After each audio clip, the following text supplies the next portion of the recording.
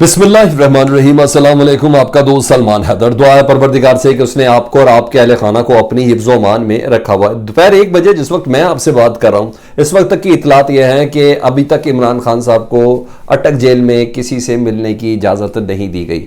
वकला की एक टीम कोशिश करती रही कि किसी तरह इमरान खान साहब से मुलाकात की जाए।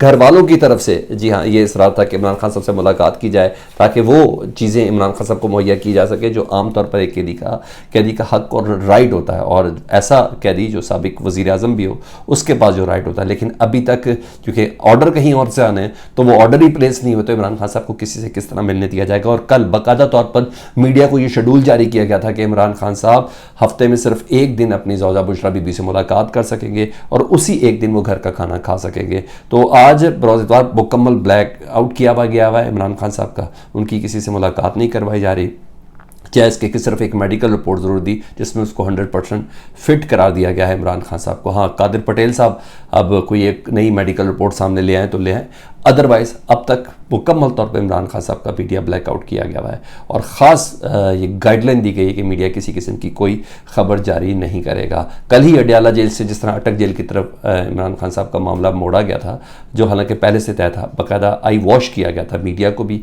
वकला की टीम को भी, और दीगर वो लोग जो एहतजाज कर रहे थे या करना चाह रहे थे उनके हवाले से।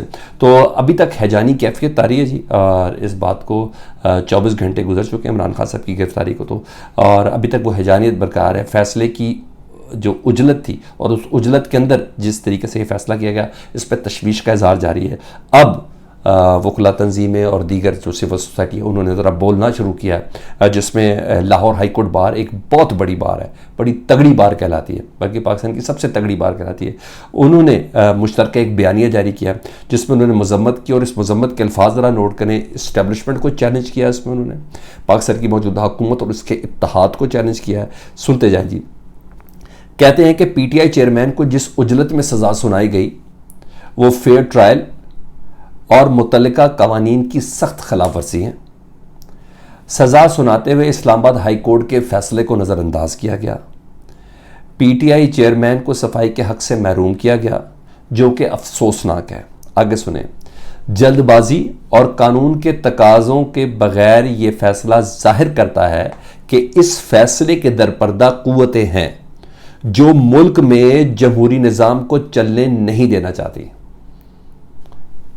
ठीक है, आप ज़रा चेक कीजिएगा कि इस फैसले के पीछे यह है कि दरपर्दा कुव्वतें हैं जो मुल्क में जमहूरी निज़ाम को चलने नहीं देना चाहती।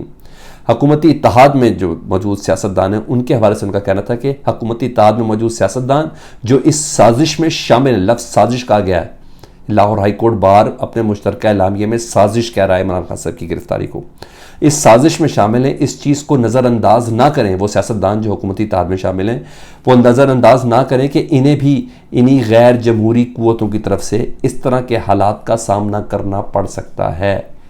यानी कल तुम्हारी भी नहीं है, तुम्हें भी यही इस हालात का सामना करना पड़ सकता है। अभी भी समझ जाओ, पाकिस्तान में जमहूरी सियासी, गौर से सुनिएगा, पाकिस्तान में जमहूरी सियासी और अदालती निज़ाम में गैर जमहूरी कुव्वतों की मुदाखलत की स्याह तारीख है।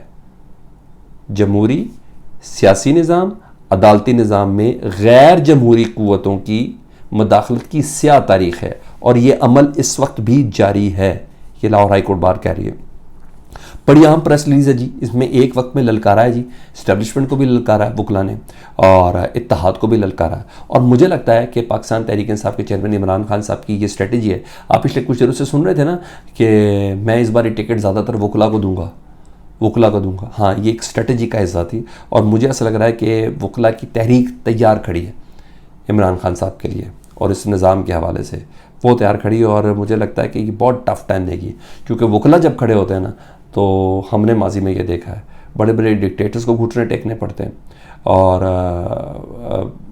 बड़े बड़े हाकिम वक्तों को ये घुटने टेकने पड़ते हैं। ये हमने देखा है इफ्तिखार चौधरी साहब वाली जुडिशरी की रिस्टोरेशन पे। तो वकला तहरीक है जिसमें वैसे भी एतजाज़ इस्लाम में भी इतना दमखम है कि वो उसको लीड कर सकें। उन्होंने वैसे ही कह दिया कि 2 दिन के अंदर इमरान खान साहब बाहर होंगे, तो बहरहाल ये एक बड़ी आवाज़ और तगड़ी आवाज़ शुरू हो गई। हाँ, ऐसे मौके पे जब इमरान खान साहब की दरख्वास्त पे एतराज़ लगा के वापस किया गया और इस वजह से इमरान खान साहब पीर के रोज़ ही वो दरख्वास्त उनकी जा सकेगी। दूसरे केस में इमरान खान साहब को नोटिस ज़रूर जारी किया गया सुप्रीम कोर्ट की तरफ से। 9 अगस्त को इमरान खान साहब को तलब किया गया कोयटा में वकील कत्ल केस में, कि ये वैसे भी उड़ जाना है केस। इसमें IG Balochistan, prosecutor general Balochistan और एडवोकेट जनरल बलूचिस्तान, इन तीनों को नोटिस जारी कर दिए गए हैं। 9 अगस्त के लिए इनको तलब किया गया। अच्छा, उधर और एक इंटरेस्टिंग चीज़ है, इमरान खान के आपको पता है कि अक्सर लोग टूट चुके हैं या अंडरग्राउंड है, गायब हो गए, और कुछ नज़दीक के रह भी गए, और उनमें शहरियार आफरीदी हो गया, अली मोहम्मद ख़ान हो गया, उसमें फ़ारूक हबीब हो गए, उसमें मुराद सईद, जी हाँ, अहम तरीन में से ना मुराद सईद बहुत करीबी है, तो उसको काबू करने की, मुराद सईद को काबू करने की बहुत कोशिश की जा रही थी। जो मेरे पास इत्तलात है, मुराद सईद के घर वालों, उनकी बहनों, उनके भाइयों, उनके वालिद के थ्रू मैसेज भिजवाए जा रहे थे। तो ये खबर है ना कि मुराद सईद कहीं और निकल गए, अंडरग्राउंड है, कि बहुत अरसे से वो हो रही कि इसको क्या सरेंडर कर दे, प्रेस कॉन्फ्रेंस कर दे, इसको क्या सरेंडर कर दे, प्रेस कॉन्फ्रेंस कर दे, मगर वो काबू नहीं आ रहे थे मुराद सईद। और यही वजह है कि वो जब काबू तब भी होंगे ना जब गिरफ्तारी देंगे, तो वो या कोई सॉफ्टवेयर अपडेट होगा या प्रेस कॉन्फ्रेंस करेंगे। तो अब मुराद सईद के वालिद साहब को गिरफ़्तार कर लिया गया सवात के अंदर। पहले इनके थ्रू मैसेजिंग जारी थी मुराद सईद साहब के लिए, उनकी बहनों के हवाले से भी, कि उधर से भी मैसेज जारी है।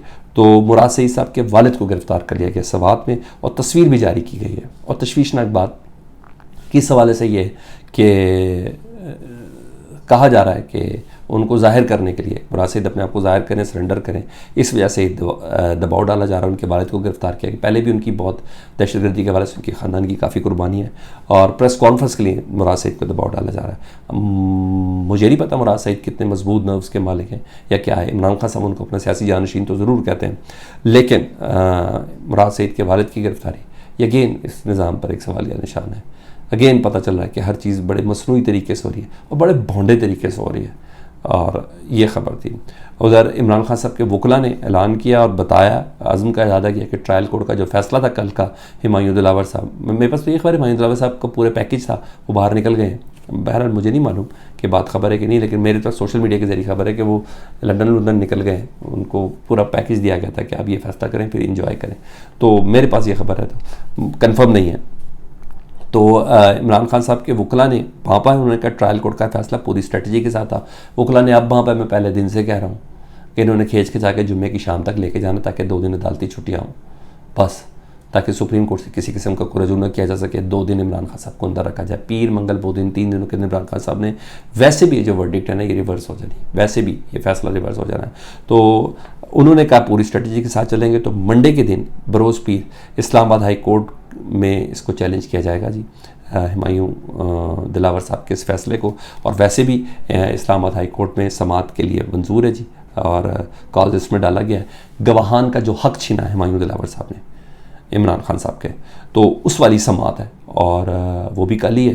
तो इसके साथ मिला है तो कोई रिलीफ मिल सकता है इस्लामाबाद हाई कोर्ट से या उधर से इमीडिएट, तो मेरे पास यही इतलात है। और लास्ट टाइम की तरह कोशिश यही थी, प्लान पूरा यही था कि संडे इमरान खान के अंदर गुजारना है। तो वो जो संडे था ना, वो भी लास्ट टाइम इमरान खान साहब जिस पर 9 मई का सान्या हुआ था। लेकिन मैं इस हवाले से कहता हूँ कि यार ये कितनी मजबूत प्लानिंग है कि पहले 9 मई का वाक़या, उसके बाद पार्टी को ज़रा चेक करें कि तन कितना है, पार्टी किस किस्म का रद्दमल दे सकती है, कारकुन किस हद तक चार्ज हो चुके हैं, क्या इमरान खान वो तरबियत कर पाए जो बता रहे थे, उसका वो देना, रद्दमल लेना। और उसके बाद पार्टी को जिस तरीके से उसके बखियों खिंडना, मेरे सामने क्या है यार, सारी प्रेस कॉन्फ्रेंस है, पागल है।